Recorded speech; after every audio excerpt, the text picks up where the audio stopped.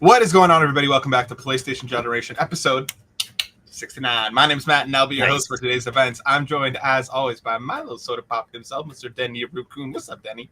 Hey, man. Cheers, Matt. How are you? Cheers, man. I'm doing okay. I'm a bit sick. Daughter's sick. It's been a sickly 24 hours, so I'm fighting for my life here. But I'm all right, man. How you doing? I'm good. I'm not sick, not to rub it in or anything, but everybody around me is getting sick, so I'm sure it's only inevitable. So it's that time of year, you know what I mean? I feel like late August, early September is always that kind of sickly period where, like, you know, kids start going back to school, things start happening, life starts rolling around, and before you know it, everybody's sick. But say Slavy. But on this week's show, I mean, our homie Rice should be here soon, so we'll bring him in once he gets here. On this week's show, we're going to be talking all about everything announced at Gamescom. We're going to be talking about some Ghost of Yotei. We're going to be talking about some Hollow Knight, Helldivers, Call of Duty, Battlefield 6. So strap in. We've got a ton of news to work through today, so we're going to roll right on into it. But before we proceed with that rolling, let's do a little check-in. Denny, what's been keeping you busy this last week? What you been playing, my dude? So I finished my throwback game. Did you? Yeah, I'm actually really surprised and kind of mad at 7-year-old me. Okay, I'm me too, but for different reasons. Go on. I'm mad at 7-year-old me because I'm trying to figure out why did it take me all these years to actually get through this game. And then I'm sure for those at home, and definitely not me. What game is this? Taz and Escape from Mars on the Sega Genesis. We back. Go on. Okay, cool. Yeah, no, I sat down one day and I started to play it, and like 90 minutes later I was done. And I'm like, really? Almost 30 years. 30 years I kept it on the backlog, and I'm expecting it to be this challenge because I remember getting stuck on the 3rd level, and I don't even remember where I got stuck because I flew right through it. I don't know. So I'm mad at 7-year-old me, but again, I'm mad at a child. So, dude, you have like years and years and years of experience of putting games off just to play other ones. This is like a long time coming. You are now like the backlog boss. You know what I mean? I like it. Pretty good, right? So that's what I mean. Kind of alliteration, something can happen. There we go. It's just time, dude. It's the gift and the curse of time that brought you to the finish line of the Taz game with the long name that I can't remember. But I'm glad you enjoyed it. There we go. As for myself, I continue to play Persona 5 with Animax. We're going to breeze right on past that. My review is up on the channel for Metal Gear Solid Delta Snake Eater. I've played it. I finished it on that good old PS5 Pro. I know people, and there are comments on the YouTube as well that, like, you know, Digital Foundry did a thing where apparently it doesn't run well on PS5 Pro. I saw that. I had no issues. Nothing noticeable, nothing discerning. I had like no pop-in. I didn't notice any, you know, any real frame rate drops or anything. So again, like, your mileage may vary and things happen, but for me, I didn't really have any issues throughout the entirety of my like 13-hour playthrough. The game it's Metal Gear. It's Snake Eater all over again. And it's beautiful. The graphics obviously rebuilt in Unreal Engine 5. Everything's been kind of redone from the ground up here. A lot of the voice acting and lip syncing and stuff too. Visually, it's stunning. There are still, you know, I've seen some complaints that like they've kind of, you know, done the whole graying out effect that we've seen too much with modern games. There are plenty of filters you can turn on that make the game look like it used to. So like even you can still experience that kind of vintage vibe where like the original was much greener. I was gonna say I remember it having more like green and brown tones than gray. This is much more like kind of the grays and greens that you would anticipate, like you would expect with like an Unreal Engine 5. My video reviews on the channel, my written reviews on the site, so you can go check those out, you know, at either point there. But like, listen, it's fantastic. If you liked Metal Gear, if you liked Snake Eater, then you like Snake Eater now. It's the same game. You know, it is so faithfully remade, and this remake is an interesting one because with Silent Hill 2, Konami like trusted in Bloober Team to expand on that source material. They added stuff in the game that wasn't there originally. They added an ending. There's more there than there was previously. Delta, they did not do that. It is beat for beat, bar for bar, mode for mode, the exact same as it was 20 years ago. I don't think that's a bad thing when it comes to Metal Gear, because I think with somebody like Kojima, to replicate his style, I think would be difficult. And I think that you would have a lot of people very upset if you added or didn't add or took away or did anything. I think if you did anything to what is considered by many a beloved classic, I think Silent Hill 2 still had that little bit of the benefit of being more niche. I feel like horror feels just by default will be more niche. I feel like if they did anything, it would have been met with a lot of resistance. And it's kind of like, you know, if they did it right, sure, it would have been like Silent Hill 2 and would have been celebrated, but I think it would have been a steeper mountain to climb than it would have been than it was with Silent Hill 2. The big new mode, obviously, Fox Hunt is the multiplayer online mode, is not out, so we can't judge that. It is what it is. Like we talked about last week, I wish it was here at launch. It isn't, but it is what it is. For anybody who interested in playing Metal Gear again, this is the same game. It looks beautiful. Like all the moments look fantastic. The voice acting is so good. Everything done here is done really well. But again, it's the same game. So I've seen a lot of discourse online, Denny, and I'm kind of curious as to your thoughts on this. With some people kind of saying, like, what's the point of remaking a game like this if you're just going to do it beat for beat? And I have my own opinions here, but I wanted to know what you thought before we roll into the news. I think doing a game like this beat for beat, just to mimic what you said here,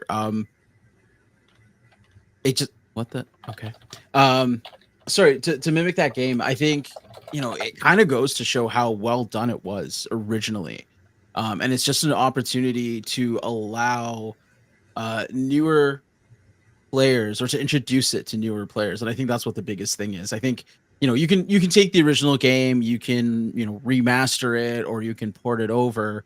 But then you're also going to have a lot of people, and I feel like there's a lot of people out there who will just look at the graphics of the game of a 2000 and late 2000s PS2 game and not have any interest in it. But to bring it up to modern tech and you know, have it run properly using modern tools on modern consoles would be the better route. And I think that's why you do it. There's no need for any quality of life improvements. There's no need for any major change to the mechanics. It's just a way of introducing people to Metal Gear Solid, or, you know, getting more people into the game. And joining us is the PlayStation Hokage himself, Mr. Rice. Boy, what's up, Rice? Yo, what up, everybody? What up? Sorry, I'm late. You're all good, my dude. We're just talking about some Metal Gear. Saw that. And like Denny, I agree a lot with this sentiment here. I think that yes, this generation has been more at victim to the tide of remakes and remasters, but I do think that there is some merit in bringing some of these games back. There have obviously been remasters or remakes along the road in the last 5 years that everybody's kind of looked at with the side eye, being like, really? You know, Horizon, The Last of Us. There are games here that like didn't need it. A game that's more than 20 years old. And again, there's nothing wrong with the original. The Metal Gear Solid collections exist if you want to play the original in its entirety as it was. But I think you're right, Denny. I think there's plenty of people who will look at a game that looks older and immediately tune it out. And I think that there is value in introducing these things to new generations, because if they like it and they resonate it, yes, the old ones are still there for them to go and play. Do I think Horizon needed a remaster? No, not by any stretch of the imagination. But a game that's more than 20 years old, a game that's a beloved classic for many, I don't look at this as a cash grab. Like, I know that some people might, but I kind of feel like there is benefit in titles like this. And like Konami's even said, like, they're using this as like a training bed for, you know, a lot of their younger developers to kind of get into the swing of Metal Gear. And like when they start making Metal Gear again from scratch, like, power to them, good luck. But I do think there's value in games being made more accessible and being brought up to an area where new people can vibe with it on an easier front. I don't think that devalues the original product, but I do think that like there's a lot of people being like, oh, why was it this game? Why was this remastered? The original's fine. And yes, the original is fine. The original has all the accolades and all the awards that it has for a good reason. People are going to turn off from it just because. Yep. Rest my boy, what you been playing? Sorry, Denny, did not mean to cut you off. Go on. It's fine. I was just gonna say, I think I may have said this already, but I've already forgotten. But porting a game and using the tools, like tools that were, you know, tools that were made 20 years ago for a console that was 20 years old might be harder to port it over, and you'd get some unexpected glitches or issues trying to bring that to modern tech as well. So why not just build the game up from the ground? Build the game from the ground up. There you go. You got it. There we go. Yeah, I'm with you. Rice, what do you think? What do you think about this whole remake, remaster debacle? Yeah, I think that I stick to kind of the camp that says, you know, if mechanically it can give me a new experience, I really don't mind what the IP is. So if it is something that has, you know, previously existed in a vastly kind of different context, I'm all for it if it engages me, right? Mhm. I mean, in terms of stealth gameplay, I think that there are things that kind of need to feel good in order for it to be kind of a modernized experience. So, you know, and to your point, Matt, if there are people that you know jump on this thing and then happen to go back in time and play the you know, the original titles, Mhm. I think that's like a net good, because this is a legendary franchise, and I'm for people kind of jumping onto that. So yeah, I don't know if that really puts me in you know, here or there, but I'm for the collective good of this experience. I feel you, dude. I will say I think the one thing about this remake that didn't resonate with me, funny enough that you mentioned Rice, is the Mhm. stealth. There's new Okay. AI that has been added with like playing the new there's two kind of control and camera schemes. One of it's kind of the legacy systems and the legacy camera, and then there's a new control scheme that just feels like more modern day. And Right. add stuff like you can crouch walk, you can move with your gun drawn, things that just like weren't in the original. Mhm. Along with the the new kind of over the shoulder camera like that we kind of come to expect. And with Right. that, Konami's brought in new AI that I think is overtuned. I think it's like oversensitive because there are moments where like you feel like they see you from across the map and up 3 levels, and you're just kind of like, how the fuck did you possibly see me from where you are? Yeah. So Yeah. I do think it's a little overtuned. I think that needs a little bit of work. But otherwise, like I mean, it's a fantastic remake. It honors everything. Everything that was there is there again, and there's more coming. Um, I Mhm. I think they kind of knocked it out of the park with this one. I'm excited to see what else they may have down the thing. Give me Twin Snakes left next. I want Yeah, Twin Snakes. man. That'd be Twin good. Snakes was Yeah. dope, so dope. Well, like I'm kind of interested to see like if they're gonna keep up the remakes or do they go chronologically? Like, what are they gonna do here? Sure. I guess we'll find out. Rice My Boy, what have you Absolutely. been playing? Okay, so before everybody judges me, listeners alike, listeners and fellow podcast hosters, I do want to preface that one, the DLC was on sale, and two, it was for science. Uh-huh. Okay. Mhm. Uh-huh. Right. And Right. Oh, and three, I in really like this preparation, game. and then three in preparation for Rice's upcoming Game of the Year, which launches in the next week. yes, this is true. I have been playing Borderlands 3. I have been also playing Destiny 2. Don't cancel me. But you know, so far Borderlands 3 has got me hyped for the next installment. And a little bit, you know, fun for me. I've been playing a ton of Minecraft with my son. Hell yeah! And that has been super good. So yeah, building our own world and exploring and killing all the creatures. So let me ask you this: is the latest DLC as much of like a nothing burger as people have seemed to made it out to be? Because I feel like people just aren't happy with it. Yeah, I think that if you were to talk to the community that has stayed with Destiny from the very beginning, I think that a huge problem is that it every DLC comes out swinging um chore like tasks, and you know the narrative. I suppose some people are like down with the, you know, the little story points that are no longer linear, by the way. Yeah, besides that, I think that it just feels like a chore list for a lot of people, which is interesting because it is still ranked 10th in kind of the MMO sphere. So I do find that quite interesting. There are still a lot of players on this. So it can't just be me. That's like, you know what I mean? Like it can't. So listen, according to SteamDB, so this is just obviously talking about Steam. The 24-hour peak was about almost just shy of 40,000. So Right. it seems like it's relatively healthy. That's not nothing by any stretch of the imagination. Yeah, it's not nothing. It's and I do hear a lot like it's a dead game, this and that, and like I even am inclined to agree. The experience itself is not what it was and what it could have been, but now it's it's kind of like okay, a lot more people have come to terms with the fact that like okay, my dearly beloved game is now, sinking here. Okay, well, I'm glad you're enjoying it regardless. I'm glad you and Nico are wading into the world of Minecraft. Did you guys see? I went down a rabbit hole. I want to say the last week or two. Did you guys see like those Minecraft civilization videos?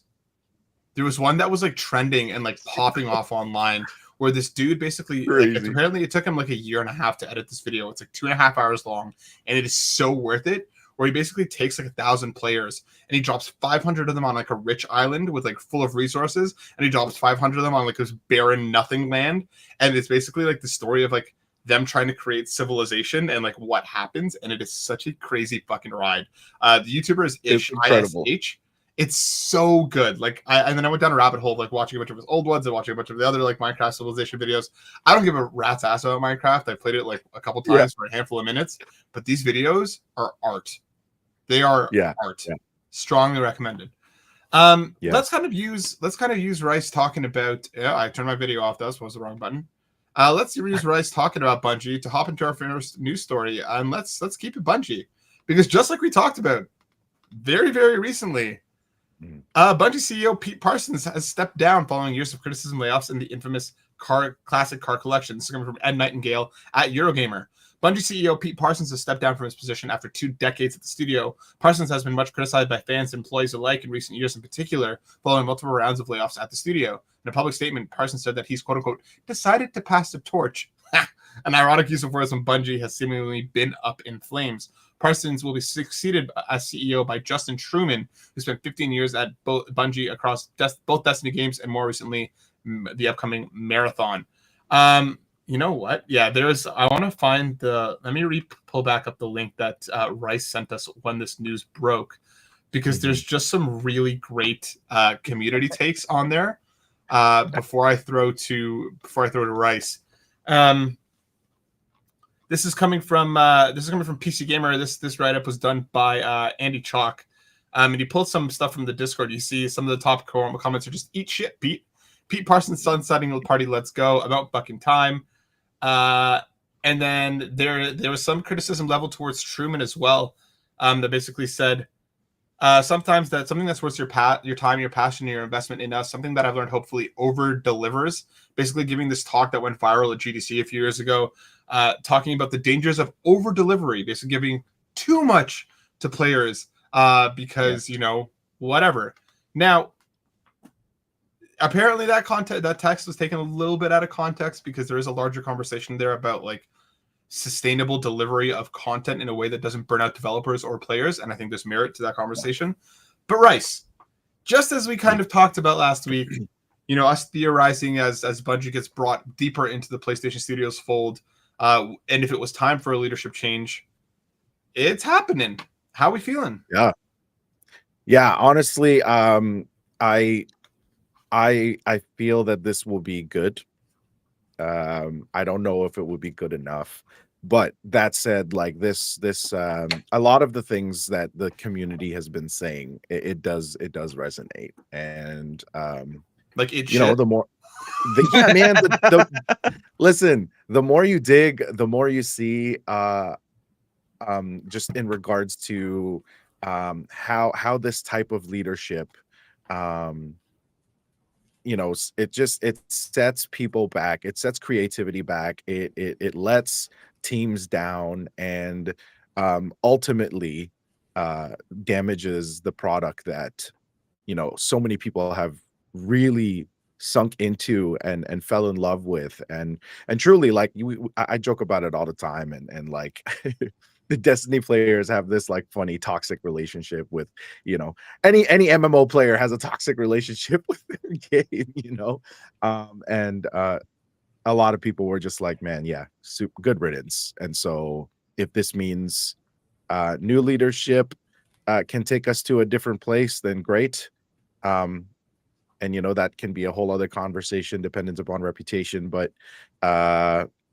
yeah, this was much needed. And so if anything good is going to come from this is the beginning. So let me ask you this, because I think this is kind of the thing that jumped into my mind. The dude replacing him seemingly is part of that old guard, right? This dude's been around for a hot minute. He's been kind of ingrained in everything that Bungie was, which, depending on how you look at it, could be made of two minds. It's one, is anything going to change? Because, maybe it's not too radical of a switch enough to kind of breathe new life into that studio. Or B, is there benefit in being and seeing the problems that were there and knowing how to avoid them?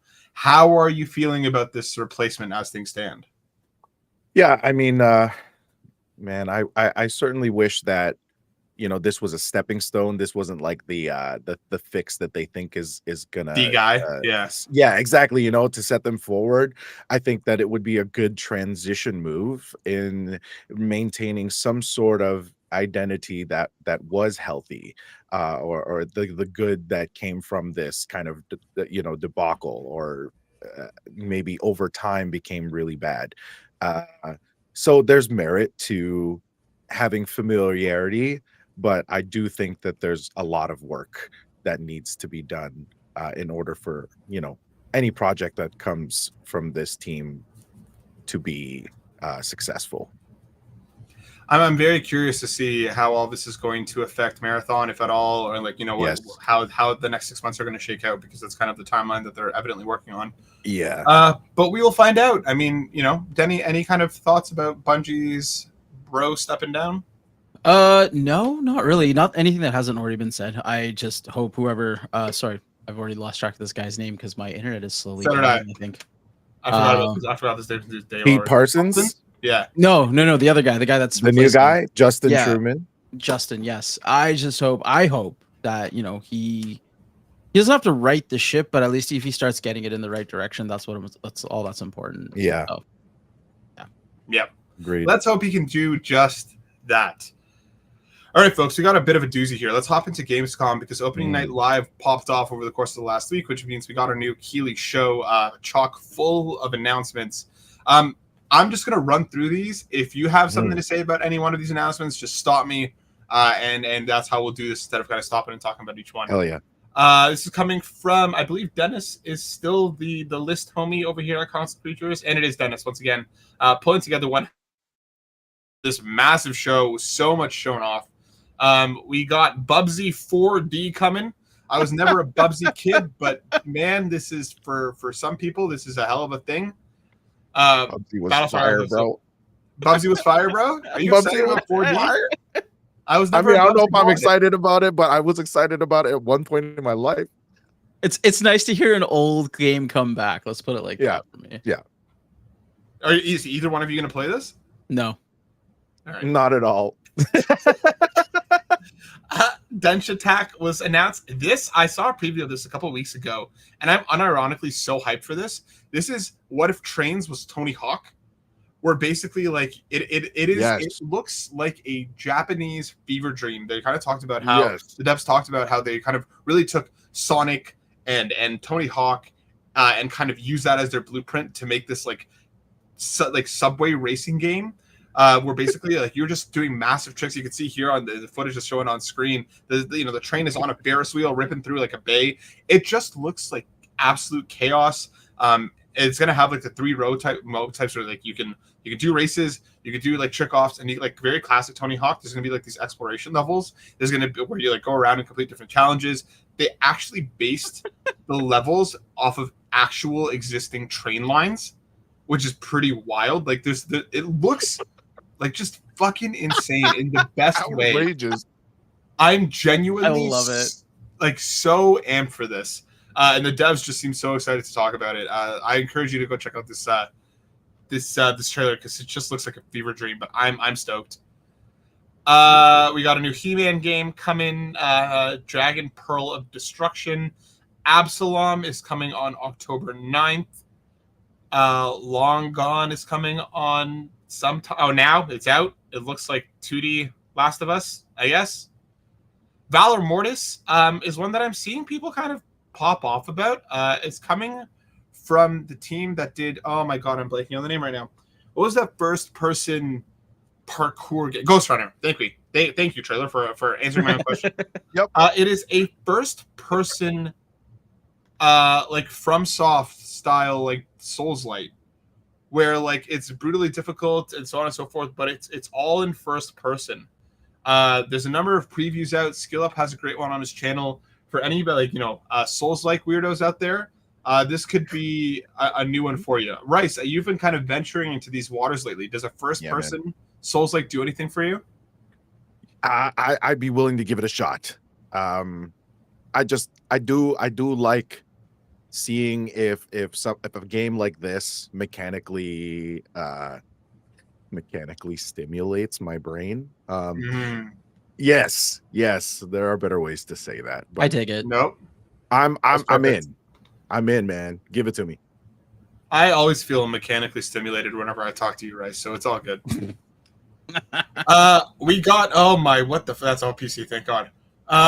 We'll keep it rolling down here. Road Kings is coming. Here we go. Here's one for our boy Denny. Sonic Racing Crossroads and Pac-Man are getting a DLC collab. Of course, this is the Racing Crossroads game that's coming out just very, very soon. Also crossing over with the new Repack, the Pac-Man 3D platform that's coming. That's a remake of one of them. Denny, you said before that you weren't to day one on Crossworlds. Does this push you into day one territory? Pac-Man? Absolutely not. Like that was just. I was hoping that. That was absolutely a fuck no. That was a visceral no. Nothing they've done has made me any more excited for this game. So, dang. Any less excited? You mean? I'm not excited at all. I don't care. His excitement has not grown. It's stayed at zero. I am not mechanically stimulated by this game, guys. I'm sorry. Well, rest in peace to the one person that may have played this game. Hollow Knight Silksong, we'll come back to this one. Black Ops 7 got a lengthy reveal trailer here, and my God, the YouTube comments are hilarious. All of the YouTube comments are basically being like, well, thank God Battlefield 6 is coming out. Because a lot of the reception to this one, so for anybody aware, Black Ops 7 is set in 2035. It's like this near future thing. Kind of the big thing about this is that the entire campaign can be played in co-op. That's kind of their big shtick this time around. And it just looks like absolute fucking batshit. They're like warping through different time periods and areas and spaces. Like it looks just batshit insane. Like if you looked at this and put it up next to the first Black Ops trailer, you would think that they did acid somewhere along the way from point A to point B. It is wild. They probably did. Now that all being said, this might be the most interested I've been in a Call of Duty for a while. Dude, I was just gonna say, bro. I'm like, this looks insane, but I think I might play this. I think it was me and Rice. We were sitting there watching the original announcement trailer for this during a Xbox announcement. Yeah. And we got so hyped for this game because we're like, what the hell is it? Until they finally revealed it was Black Ops 7. And we were so disappointed after that fact. It just doesn't look like Call of Duty at all.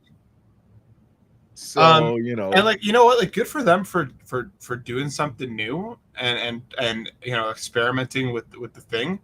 It's Call of Duty. I'm sure this will sell, but like a lot of the YouTube comments are saying, Battlefield has been very much like we ain't doing any of that shit. Yeah. They literally said like we don't have like sliding and or like these advanced movement kits in the game because we want it to feel kind of heavy and has weight to it. Yeah. COD, I don't feel like has had that in a hot minute, which clearly is speaking to people. We have a very classic Battlefield versus a really fucking wonky Call of Duty this year, and I want to know is this the year that Battlefield could kind of capitalize on this slip up? Denny, I don't know, where are you at? Is this a slip up? I don't know. What do you think? I hope Battlefield 6 capitalizes on this, because when I watch this trailer, as I'm watching it right now, I'm going back to what was it, Advanced Warfare when it came out? That's the one in space. This was the sentiment I was going to say too. Right? And everybody, it was like, nobody wants this shit. Why the hell are we why are they putting this out? And I think that's the first time Call of Duty saw a significant dip in sales, or like lack of engagement or enthusiasm for it. So I'm getting the exact same vibe. It's yeah, I'd rather play Battlefield 6. So like, bless you. Yeah, there's nothing about this at all that makes me want to play it. I'm not a fan of the movement. I'm not a fan of all this wall running nonsense. Bless you. Thank you. So yeah, it's a pass. This one's a hard pass. If it comes out on Game Pass, yeah, I'll give it a shot. But I'm not spending a single dime on this game. It will be on Game Pass. Yeah, Game Pass. Oh wait, have they confirmed it? I just assumed. I mean, I also it says Xbox Game Pass. Yeah, it had the little Xbox Game Pass logo. Oh yeah, you're right. Okay. The icon was there. So yeah. Okay. Yeah. I don't know, Rice. Like obviously, Yeah. Battlefield has the gift of launching like a month earlier. Yes. What are you thinking about this battle of we haven't had a Battlefield versus Call of Duty in a hot minute, and in an even hotter minute where Battlefield is actually kind of poised to be a bit of a front runner. Yeah. You know, I think that it's all great. The fact that people are buzzing about the two, that's great, man. That's good for the community, especially for people who love first-person shooters, who play it competitively, because then they can actually choose between, very different experiences. Because Call of Duty is still very, very, very mechanically stimulating to a lot of players. That said, Battlefield coming through and providing that kind of classic experience that Battlefield players love, and being intentional in those comms and knowing a role that will also, generate sales, because it's nostalgia and it's also something new. And while I would lean more towards a Battlefield experience, I know that because it's co-op on Call of Duty, I'm gonna run this campaign with some people. And like you said, Matt, like there are a few things, and Denny, like there are a few things you see that I'm just like, okay, well, this is really cool. But the fact that I know that it's COD is messing with me, It's like, it looks like, are they taking some swings that we can actually appreciate in this next title? I guess we'll have to see. I think you kind of said that very eloquently, because there are swings being taken here. So I'm going to give COD its flowers for that. This looks very unlike what I expected. And again, like a fully campaign, co-op campaign, like there's merit to what they're doing here. Is this going to land? I think that's the bigger question. Yes. I think that Battlefield, if it can stick the landing at launch and kind of keep that momentum in its first month, and people are vibing with it, and it's technically sound, and people like the maps, and it's doing well, a month is long enough in gaming terms that Battlefield could be old news by the point that Black Ops 7 comes out, and it could be enough. Game Pass could be a big enough swing for most people to check this out and then continue to play it if they like it or not, whatever. It's an interesting battle that this fall is being teed up on against two really legacy first-person shooter franchises in a way that we haven't really had in a long time. Because not since the Modern Warfare 2 Bad Company days were these two really actively competing. And even now, these are two very tonally different games, but again, coming out around the same time in a way that they're both kind of poised to be something interesting. Well, only time will tell. Let us know in the comments. Are you on Battlefield, or are you on COD? Are you picking up both? I'll definitely be checking out COD on Game Pass, but I'm not putting a single dollar into this bad boy, but I'll be there day one on Battlefield. Yeah. Same. let's keep this train rolling. Lords of the Fallen 2 got announced. This is coming to PS5 sometime in 2026. Sekiro No Defeat is an anime based off of it.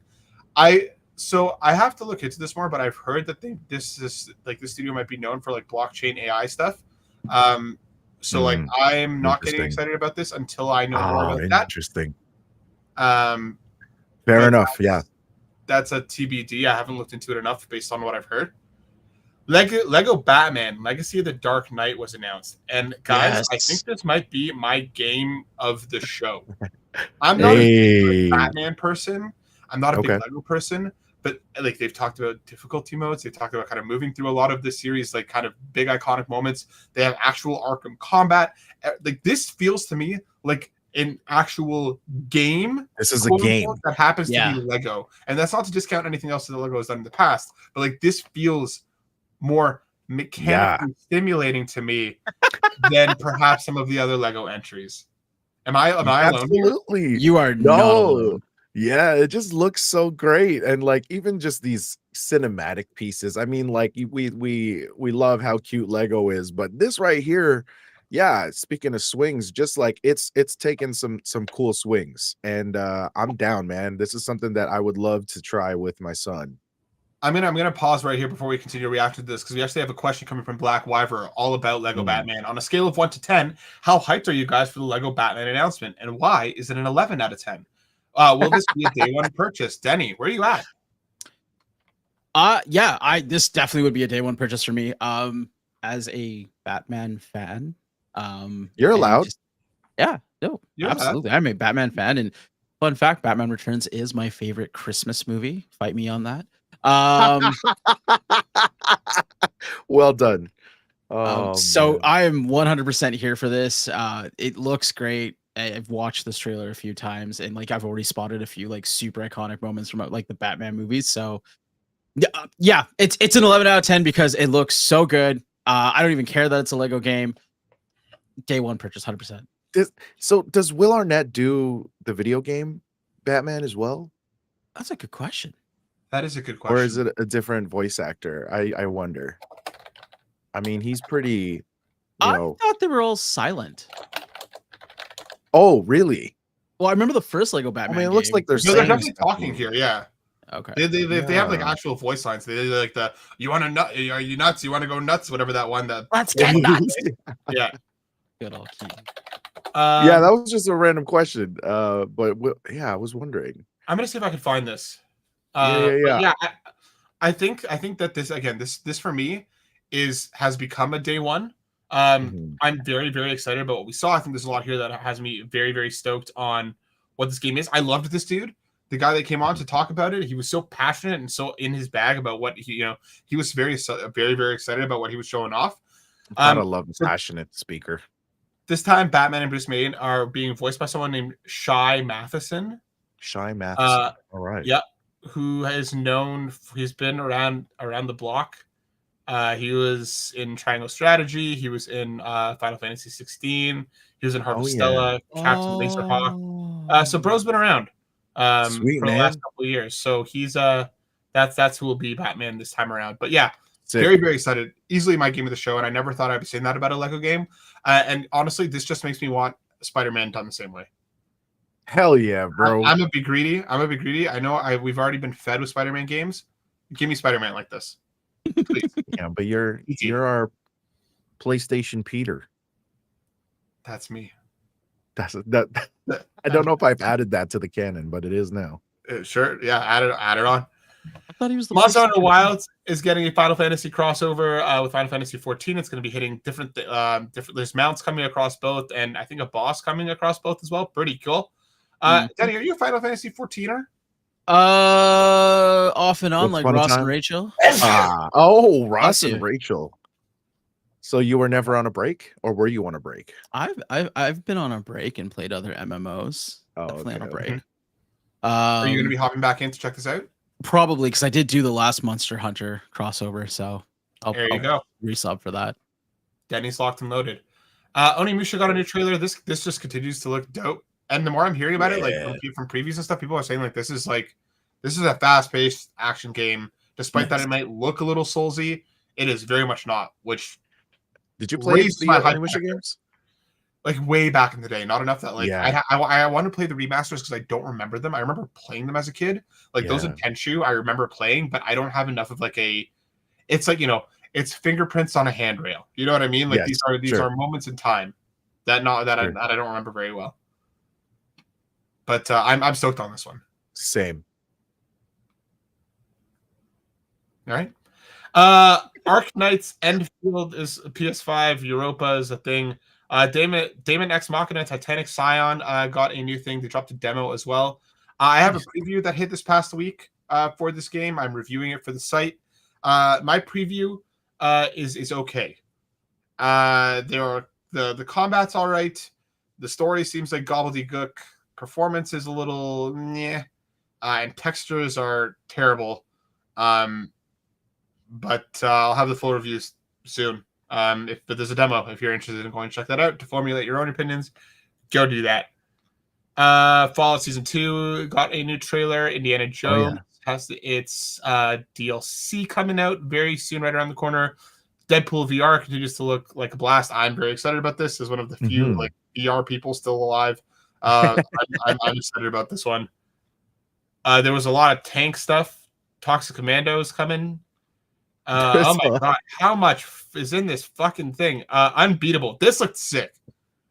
This looked like a rice ass game, if I'm being honest. A rice ass game? Okay. Rice ass let's game. Go. I like that. This looks like it's like a rhythm game with like a very anime art style that it looks like it has like a cool story at the heart of it. I'm sold. It looks really interesting. Yes. Just such a vibe coming on November 6th. It's like a rhythmic fighting game where you have to like hit different spots at different times to like fight off enemies. Oh my god, this looks phenomenal. This is I'm in, man. Absolutely. This is all. Yeah, this is very tickling. Yeah, I'm in on this too. This just looks really like frenetically awesome. Like I'm there. This looks sick. Honor of King's World is a thing. Fortnite, Squid Game, Delta Force, Ninja Gaiden 4 is around the corner. That's coming to PS5 as well, October 21st. Cinder City is something. Silent Hill F. This game, they need to stop showing this game. Just let it come out. I don't let it come out. I don't need to see it. Let it happen, guys. Outer Worlds 2 is another thing. Oh Jesus Christ! Moonlighter 2 is coming to early access. PC only. A lot of this one. Bloodlines. Vampire Bloodlines got a release date that's coming out October 21st. Previews seem a little on this one. Yep. This has been through like development hell for a long time, and it seems to be a little more actiony than people would have liked for a classic RPG for series. But and the shittiest thing is that 2 of the classes that you can make your character are locked behind DLC. Like they're there. They're not being added. They're not being added later. Like they're there, but you just have to pay like $30 extra more for them. Which sucks ass. Which immediately made me not excited about this game. Yeah, that's ass. Let's keep this coming. KCD2 is getting its next story and thing where you're now like a blacksmith coming on September 9th. Cult of the Lamb is getting a new expansion coming next year. World of Warcraft is doing a thing. There's another World of Tanks. Ghost of Yotei. We're going to skip this. We're going to come back around to it in just a sec. Resident Evil Requiem continues to look awesome. That got a new trailer. Nice. And they ended with Black Myth Jean Kui, a new Black Myth game. Not continuing the series that they started with, Black Myth Wukong. Instead, they're jumping to a new protagonist. They do plan on going back to that original one, but they wanted to do something a little bit different here. Rice, how are you feeling about Jean Kui? Because you played and liked the original, no? I'm down. I'm absolutely down. Is it? I don't know much about the game though. Is it? It was literally just a CG teaser trailer, and that was it. Okay, interesting. But I'd assume kind of in the action realm. Yeah, I'm sure it's going to be like another Souls-like-esque action game. Right. I'm in, man. Like I love that stuff. So we'll see. Let's roll into the Ghost of Yotei announcement because we got Legends coming. Ghost of Yotei Legends DLC is coming in 2026. This is coming from the PlayStation blog written by Andrew Goldfarb. Just like Tsushima got a Legends mode, Yotei is coming. It will be free for all Ghost of Yotei owners. It's going to offer 2-player story missions and 4-player survival matches. There's one of 4 character classes. You try and defeat giant demonic versions of the Yotei 6, and along with a bunch of new enemies. This is sick. I liked the original Legends a lot. I'm very excited that, like, again, like, I don't need this to hit at launch. Just, you know, like, let them cook. The original was actually one of the kind of live servicey things that PlayStation got right in the last handful of years. And if they continue to knock it out of the park with Yotei, I'm game. Is anybody else stoked on this? Tenny? Yeah, sure, absolutely, man. I played a lot of Legends. Did you? I played a ton of Legends, and it was fun. It was really fun to play with people, and also like I did, however, watch a reaction video to this announcement, to a room full of people that like were not impressed. Is it kind of like, is it big news that it's, you know, free DLC, or are people feeling like, yeah, of course it should be free kind of thing? How do you feel about that? Yeah, I mean, I feel like the original was, so why wouldn't this one be? Like, I think the original did end up coming out with like a separate mode that you could pay for. Like, if people who didn't own Tsushima, I think there was like a paid version of Legends. Yes, that's like right. that was like standalone. Which again, if they do that with this, that's totally fine. I think for me, I would have been more excited about this if it hit after Yotei. Like, let me get my hands on Yotei, get back in that world, get excited about that swing again, and then tell me that Legends is coming. You know what I mean? Yeah, I think I agree with that, because while I'm stoked to be playing Legends, it just, like, I guess that it didn't hit that hard because, like, I haven't played the game yet. So absolutely, I agree. Right around opening night live, a packed show. There's so much there, so much we didn't cover. So if you're curious, go check out Dennis's list. He got trailers for all the things. But just like 48 hours later, Hollow Knight Silksong finally got a release date. This is coming once again from Dennis over here at Console Creatures. Launching on September 4th. This is finally right around the corner. The game is real for all the people that have been asking and looking for this game forever. It is here. It is imminent. Less than 2 weeks away at the time of recording, and I could not care less. I tried with the original. I didn't care for it. These games are not for me, but are they for anybody else here? I know Steve over on the Creature Cast has made this game his entire personality for years. Very excited for him that this game exists. Are either one of you hopping in day one? I am very happy for Steve Vigbari. That is my statement. Happy for Steve. Yeah, happy for Steve. Daddy? Oh man, no, I'm not hopping into this. I'm just glad. Did you play the first game? No, I don't think I did. I'm pretty confident I didn't. Me too. I probably won't be hopping into this, but hey, good for everyone else. I would hate for this to be the world's biggest troll and like they just delay it the day before it comes out. You know what's really funny? They actually put up like a trailer that premiered an hour before they were set to announce this, and it was just a Rickroll. No, so they made it look like they had multiple things on the channel that were going to go live, and the first one an hour before the time that they announced, because there were people there waiting already. It was just a Rickroll. That is like, mean and hilarious. But just for that alone, I might buy it. But they announced like the later time. You know what I mean? Like that was people like who weren't paying attention and they got wet and got rolled, which is funny. That is hilarious. Let's roll through some more stories because man, there's been a lot of stories in the last week. We got coming from PlayStation Blog. We got a spotlight on 4 Middle East and North Africa Hero Project games coming to PlayStation. This is written by Hector R. Fernandez. We are getting Red Bandits, which is a fast-paced robbery action game set in a hyper-capitalist age where one company rolls through complete monopoly. That's coming to PS5 and PC. NC Solution is another one coming. This one is a hand-painted 2.5D narrative platformer following the story of Jiwei, a young Aeon venturing out into the unknown in an attempt to save his dearest friend. We got a trailer for that one. The Perfect Run. This is coming from Tunisia. Sorry, real quick. NC Solution is coming from the United Arab Emirates, and Red Bandits is coming from Saudi Arabia. Perfect Run is a action adventure RPG where the player controls Quick Save, a time-traveling hero caught in an epic struggle between supervillain gangs. This is coming from Tunisia. And the final game shown off was coming from Bahrain called The Cat's Manor. which is an atmospheric adventure that blends puzzles, combat, crafting, and rhythm-based music challenges.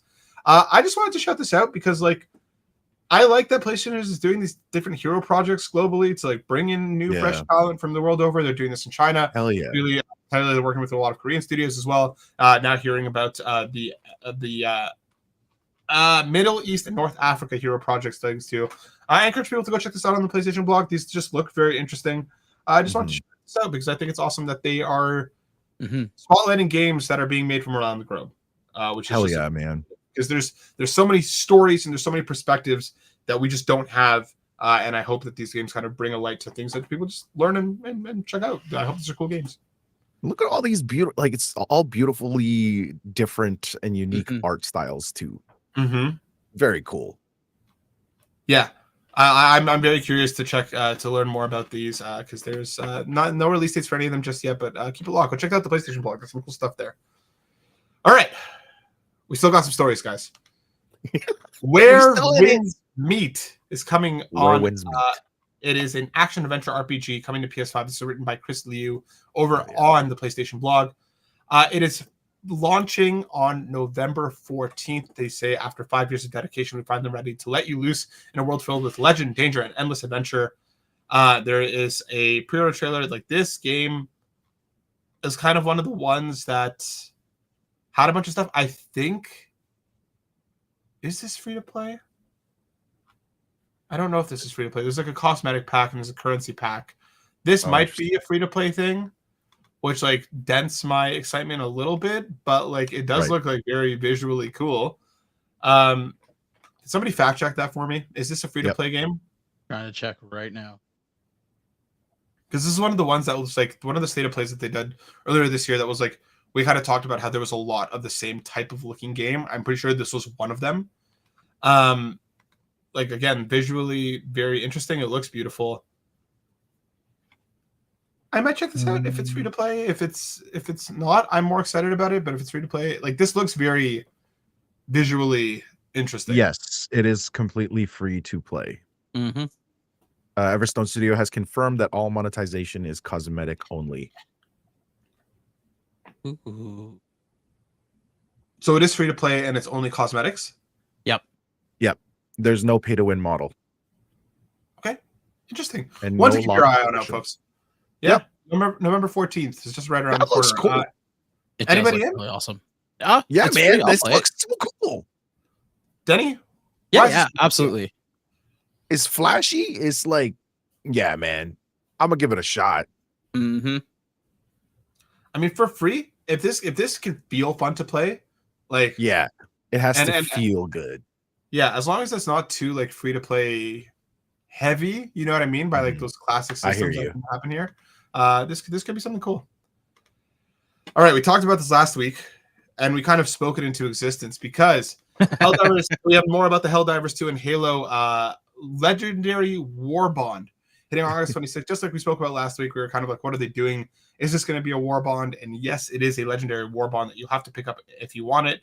It is packed full. There's the MA5C assault rifle. There's the classic pistol, the shotgun.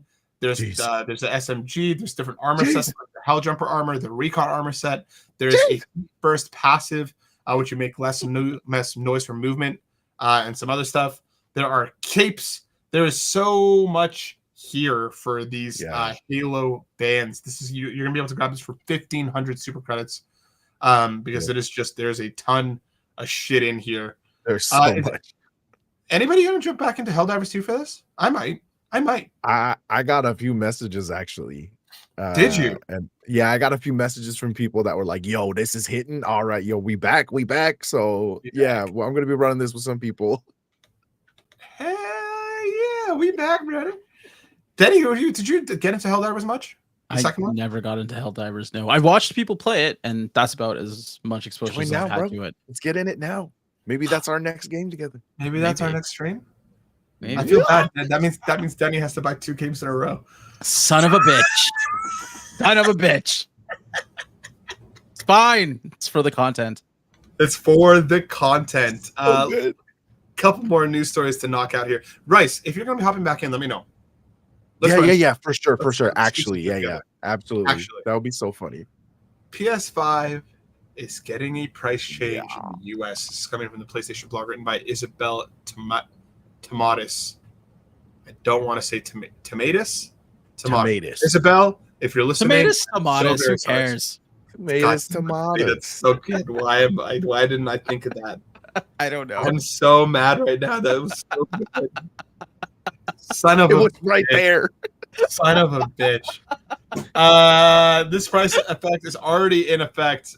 If you're in the US, the PS5 is now $549.99. The digital is $499, and the PS5 Pro is $749.99. I believe the kind of like overall price increase was $50 per kind of SKU.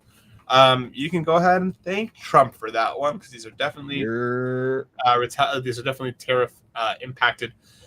Nothing about the games, the accessories, or any other regions at this point. They said that they have no plans to change anything anywhere else. Which, like, if that's the case, snaps because everybody else seems to want to spread these tariffs around. Yeah, and some seems to be saying, Americans, this one is for you. How about Miracle. it? Obviously, this sucks, but you know. It is what it is. When consoles went down in price halfway through their life cycle? Halfway, and we're almost at the end, bro. No, man. You remember when the PS3 dropped like down to $299 like 3 years after it came out when they did the redesign? It is now, unironically, the cheapest time to buy a console right when it comes out. True. Which was not the thing 20 years ago, or 15 years ago, or 10 years ago. Or 5 years ago. Or 5 years ago. But now, shit just keeps getting more expensive. I put this one in squarely for court because we're coming from VGC, written by Jordan Miller. Division 2 Survivors has been announced, coming in 2026. It is a survival extraction experience and is set to be released next year. I mean, to me, I just still can't believe that this game is getting new content. Yeah, Bryce, it is pretty wild. You're a Divisioner, aren't you? Like, this game came out in 2019. I did. I didn't complete the latest DLC just because I've been playing other things. Heretic. And I haven't been back to it. But the court loves this. I don't know how he would feel about this extraction experience because it's Same. Is that not the premise of the Dark Zone? Have either of you played the Division 2 or the Division? Not in a hot minute. I played them both for a bit at launch. But like that's how short it was. Yeah, not enough to like speak on any of this definitively. Okay, so the premise of the Dark Zone is that you would go into this specific part of the map, and other fire teams would be in there as well, and you have the autonomy to, kill them and take their stuff, or share loot amongst you. And that was a pretty cool thing. That was like what put the Division on the map. And so this survival extraction, I'm questioning it, meaning like that was a new project that they were gonna do, canceled, and then put into the Division 2. So don't really know the details behind that decision, but it feels redundant to me. So I don't know. I'll probably jump in to check it out, but yeah, I'm not like jumping for joy for this one. Yeah, I wonder what they're going to do to differentiate it, because you're right. Like, a lot of the hullabaloo around this series, especially originally, was the Dark Zone, and that was an extraction mode. So I'm curious to see what they're going to do with this. Yeah. All right, how is it different? 2 more stories to round out the show here. This one is for me. This is coming from RPG Site, written by Mikhail Manani. Trails in the Sky first chapter demo impressions. They dropped a demo for Trails in the Sky first chapter, the remake of Trails in the Sky first chapter. And that is, the demo is out. And by all accounts, I haven't checked it out yet myself. Denny? Denny? Matt? I may have played a little bit of the demo today, yeah. Tell me more. Oh. I mean, like, tell me more, Denny Raccoon. I mean, like, I want to play more. I didn't have a lot of time to give it a good, thorough play. Shake. But yeah, give it a good shake. But it looks gorgeous. It runs smooth as hell. Okay. And the gameplay is interesting because it is a mix of what I would say is like the last game I played that's somewhat familiar was Visions of Mana, in terms of combat, but it also has a little bit of like that condition. Fantasy 10, I think, is probably the best reference to it, where you can actually see the turn order of what's going to happen. I want to spend a little bit more time because I want to understand the whole orb mechanic behind it, about how you get abilities and you unlock everything. So yeah, like honestly, the little bit of time that I spent with it got me very intrigued and very excited. To the point where I'm ready to go back and play more of a demo, let alone wait for the game to come out. I'm so happy to hear you say that, Denny, because like this series is probably, in my opinion, the most slept on JRPG series right now. Every single one of these games is a certified banger, and with one-ish exception. But when you have a series that's running for like 13 or 14 games now, where all of these games build into one another, like the story is massive and epic. This is kind of going back to the start of it all. These characters are still beloved. They're still appearing across the series, even in the most recent games. This is such a perfect entry point for anybody who's been curious, because from what I've seen, the reception online from people who like the series is like, this is perfect. And to have a remake get these kind of get this kind of reception makes me very, very happy. This is like, it's like Game of Thrones political intrigue mixed in with like the heart and soul of what you know from JRPGs, with like they've added some action combat stuff in, but the turn base is real good. I've played these games ever since the Vita, and like I loved them so much. And first chapter is like incredible. Second chapter is like a all-timer. Like there's so many entries across the series that deserves more eyes on it. So I've heard it runs fantastic. Apparently it's even there's 120 frames per second mode on PS5, which is crazy work. I really encourage anybody who's curious at all to check this out, because there is like a safe transfer as well. The full game comes out in less than a month. Please go play this. This series deserves so much more love. And I'm very, very happy that people are stoked about what is coming. I think you've sold me. Dude, it's a demo. You have to check the demo. Out. Yeah, it's a small demo. It's only 11 gigs. Easy. It's so good. It is so, I just love when people love their stuff, you know? And so like that itself is like, that sells. Like for me, when I think of like my favorite RPG franchises, it's Persona, it's Yakuza, and it's Trails. Those are my top three. More than a lot of others. These three series are just so infinitely special. And like Rice, as someone who loves and values character as much as I know that you do, there is such a massive investment in these characters through so many years that like, and again, like it's really cool because like Trails in the Sky happens in one region, and simultaneously there's also things happening in different parts of the country, and that's where those games take place. So you're kind of getting this like massive war about this like giant empire that's invading smaller countries, and it takes place from very different perspectives from all around. So it's like you see all this like kind of building and coalescing into one another. It is amazing.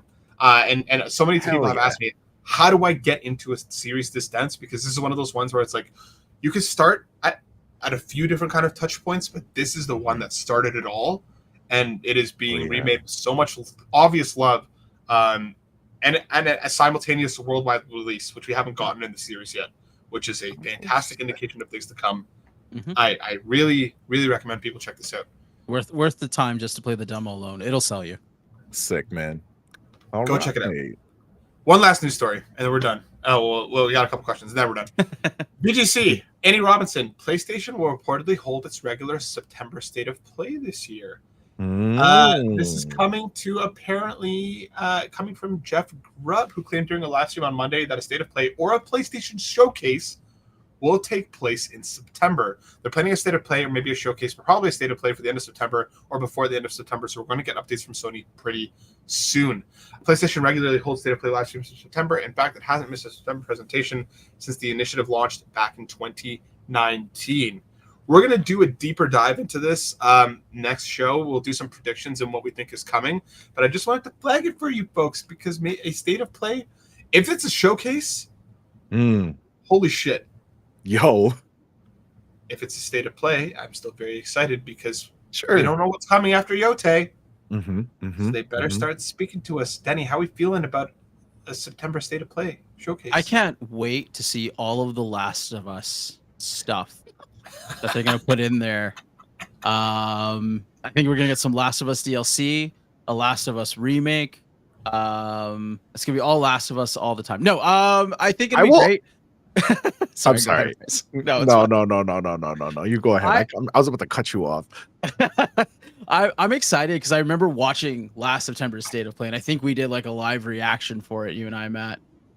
So we got some really cool stuff from it, and that hype has not died. Like, for example, I think that's where we got the Ghost of Yotei announcement. So it's been a year and we're still hyped for that. Hell yeah. So hopefully that just gives us a good peek into what's coming up in the next year and gives us great reasons to be Sony ponies. Yeah, like this feels to me like this is time. This is start talking to us, Sony. Yeah, bro. Start dropping bombs, man.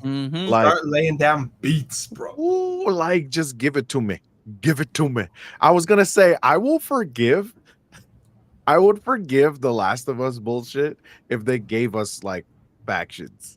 If they gave us like honestly, I would forgive all of that if you give us something that you were blue balling us for so long for. Listen, give us factions and give us more re-releases of both games that have unique skins tied to them and stuff for factions. You're getting a backwards chronological order. That's what you're getting. That's the new mode. I want to what if scenarios. Oh man. Okay. What if The Last of Us I would unironically be in for, but anyway.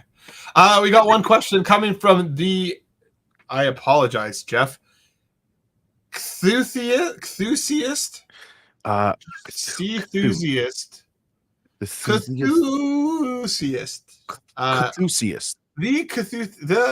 underscore underscore Jeff comes into the question saying, on this list, what game what is the first game you're going to play? And this list is comprised of Gran Turismo, Metal Gear Solid, Resident Evil 2, this is easy Tekken 3, Final Fantasy Tactics, Spyro the Dragon, Medieval, Tenchu Stealth Assassins. Wait, what did you call it? What? Go back to the one before Tenchu? Medieval? Okay, never mind. I thought I heard something else. No, he said Medieval. I was like, what is he calling? Never mind. My internet's going down. It probably stuttered. Going down, Parasite Eve, going down, swinging. Xenogears X, Crash, Warped, and what the fuck is that? Skull Monkeys? Skull Monkeys. Okay, Denny, what's your first go-to? Metal Gear Solid. Would you care to expand? Yes. And that is honestly, the end of your explanation. Thank you. So a little bit of Denny lore. Metal Gear Solid was one of the very first demos I got with my PlayStation when I got my PS1.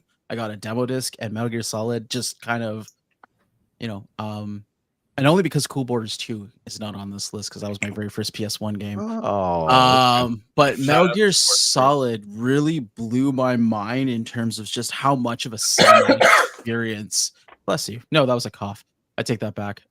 Just how much a cinematic experience like a game can be.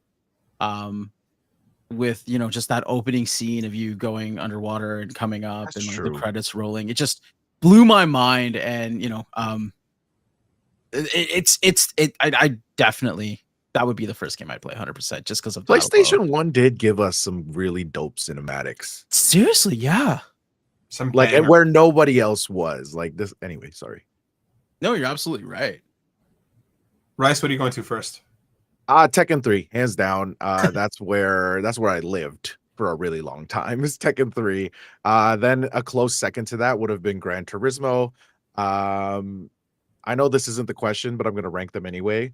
Then it would have been Metal Gear, Resident Evil. Then it would be Tenchu, and then the rest are kind of a blur of whatever. You son of a bitch. Final Fantasy Tactics is a blur of whatever. Yeah, bro, I didn't play it. I'm sorry. I know. I own the game and I haven't played it yet, for the record.